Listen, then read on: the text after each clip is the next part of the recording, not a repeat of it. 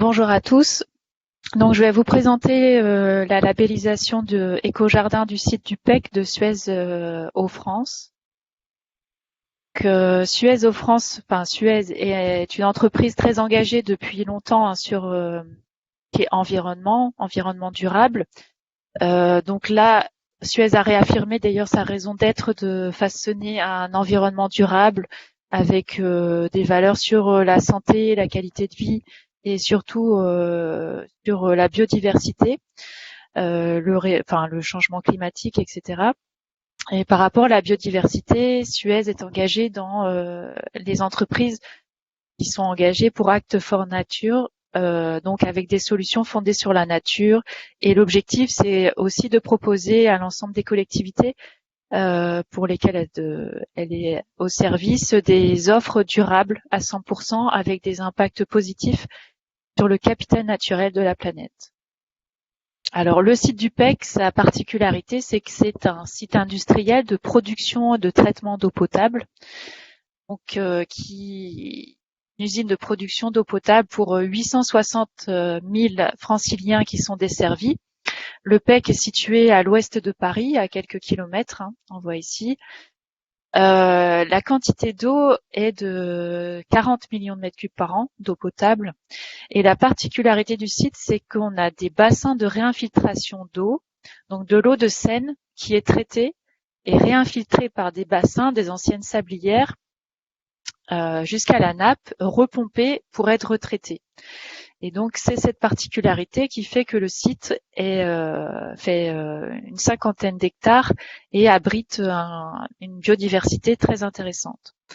Donc on a en réglementation une déclaration d'utilité publique et des périmètres de protection de captage qui font que le site est fermé et accessible uniquement aux salariés de Suez qui sont chargés de l'exploitation. Donc un site très préservé.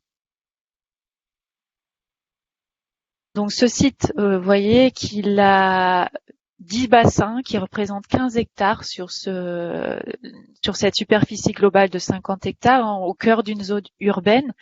Donc c'est finalement une grande chance de pouvoir avoir ce site naturel au sein de la zone urbanisée. Les sablières, donc bassins de réinfiltration d'eau, sont classés en SNIEF, zone d'intérêt naturel, enfin d'intérêt écologique, faunistique et floristique, par rapport aux plans d'eau, aux landes et aux pelouses. Et comme vous voyez sur le petit schéma ici, les zones autour qui sont boisées et en pelouse ou en lande sont aussi des trames vertes qui font le lien entre le parc du Vésinet, les bois de Saint-Germain-en-Laye ou la forêt de Marly.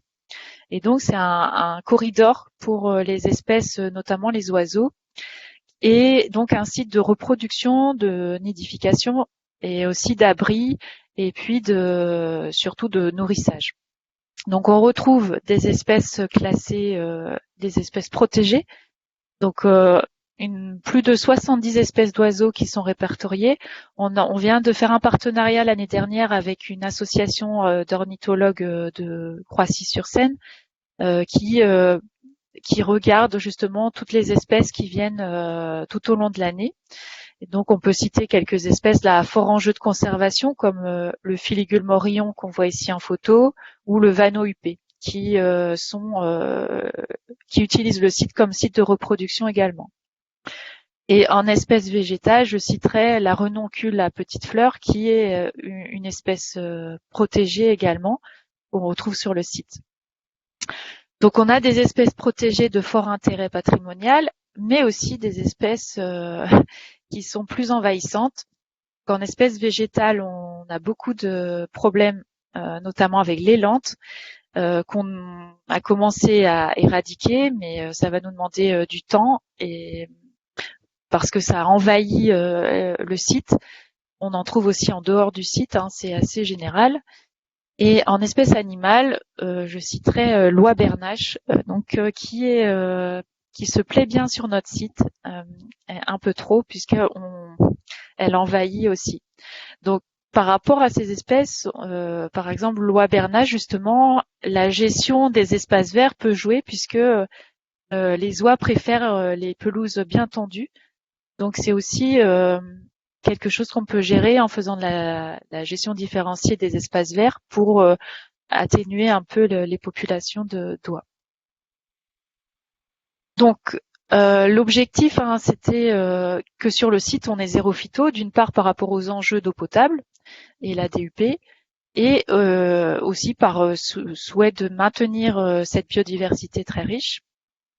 Sur le site, donc on est en zéro phyto depuis de nombreuses années, depuis une trentaine d'années, et en gestion différenciée depuis un peu plus récemment, avec du désherbage manuel ou mécanique, et on réduit de plus en plus le nombre de tontes, et on est arrivé là jusqu'à 1 à 2 fois par an de tontes sur les espaces les moins fréquentés, et par contre aux abords de l'usine, pour des raisons de sécurité et puis de facilité de travail, il y a des tontes jusqu'à 7 fois par an, juste sur les chemins, les bords de trottoir et au niveau des clôtures. Voilà. Donc des aménagements ont été réalisés il y a plusieurs années déjà pour favoriser la faune. Donc on a des nichoirs, on a aussi des tas de bois comme vous pouvez le voir ici, pour favoriser les insectes, les reptiles, etc., pour qu'ils puissent y trouver des abris. En termes de gestion de l'eau, on n'a pas d'arrosage sur le site, donc c'est laissé vraiment naturel. Et tout ce qui est déchets verts est réutilisé de plus en plus, en tout cas sur le site, comme pourra le préciser Pinson Paysage par la suite. Alors après, là récemment, depuis 2018, on a fait des plantations d'arbres fruitiers avec une 50aine d'arbres fruitiers, dont l'objectif était aussi d'apporter de la nourriture aux oiseaux et aux insectes.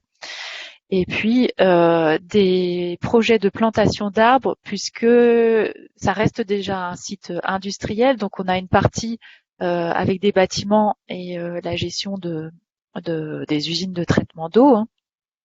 Donc sur ce site, il faut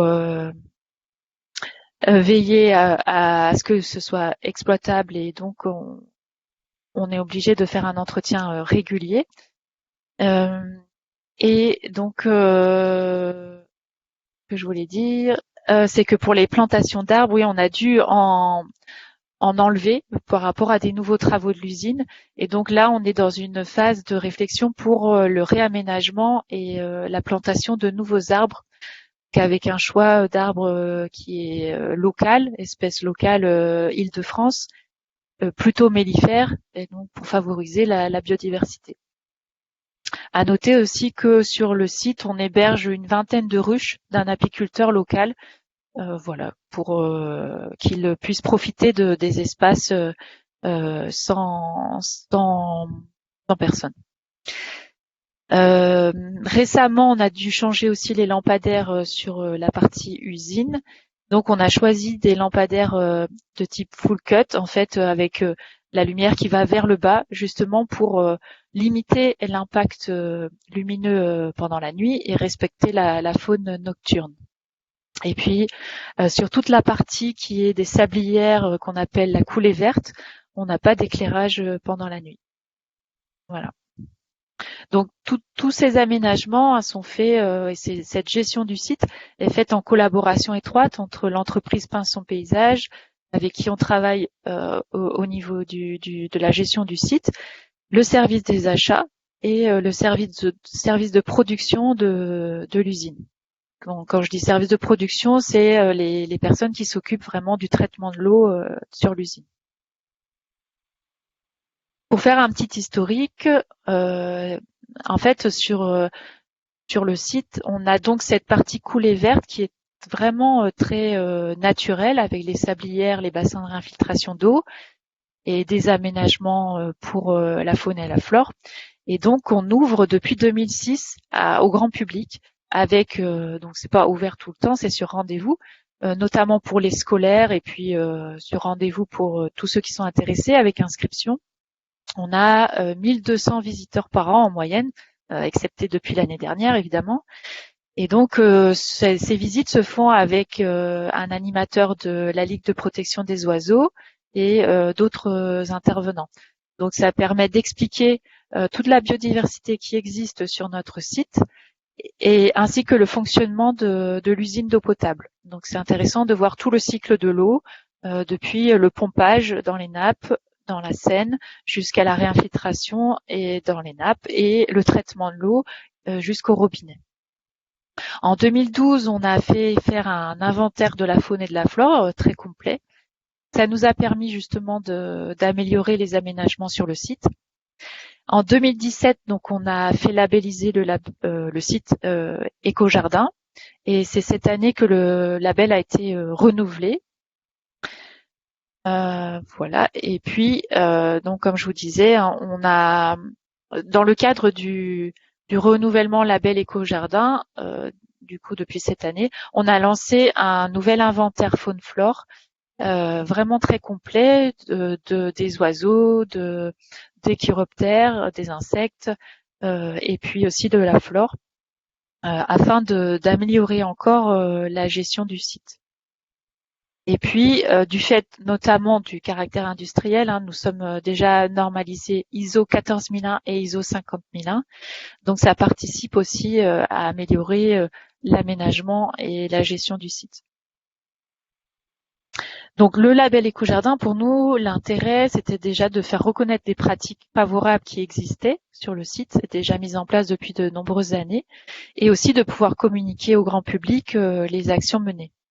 Et puis, c'est aussi un intérêt très important puisque en suivant le cahier des charges, on peut voir toute la marge de progrès qui nous reste à faire, notamment dans le choix des aménagements, des matériaux, des mobiliers sur le site, et puis aussi et surtout la sensibilisation des salariés et des agents présents sur notre site.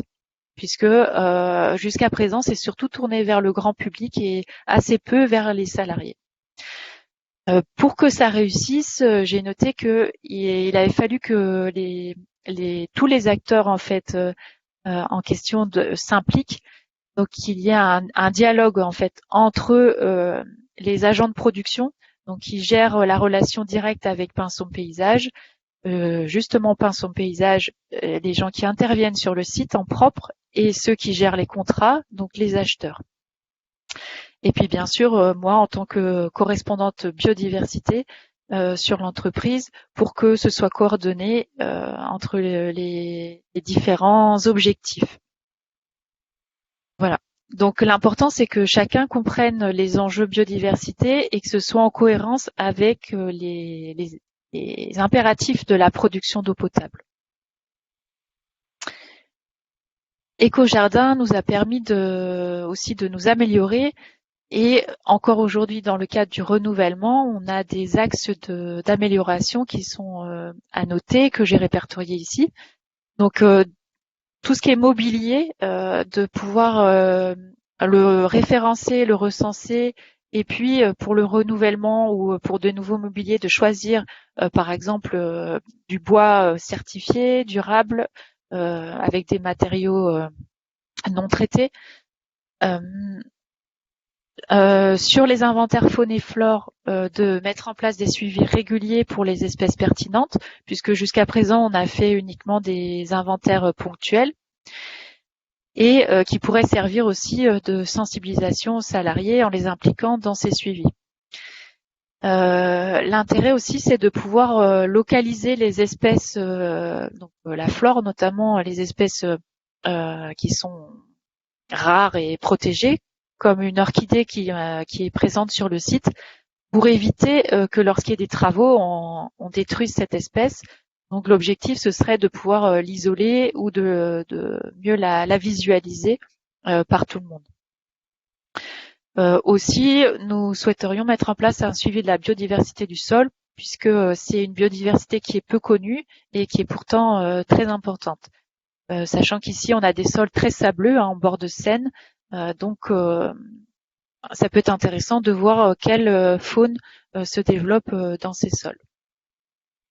Et puis donc la communication auprès des employés de l'usine est encore à améliorer, et avec pourquoi pas des panneaux d'information justement sur les aménagements qui sont faits et sur des parcours fléchés pour mettre en valeur le travail qui sera fait par le paysagiste pour les abords du site, des bâtiments administratifs et des bureaux. Et puis encore installer des nichoirs à oiseaux, des hôtels à insectes. Et puis, comme ce qui est déjà prévu d'ailleurs, de mettre justement des plantes mellifères ou des plantes comment qui soient proches des bureaux et qui soient plus pédagogiques par rapport à la biodiversité du site.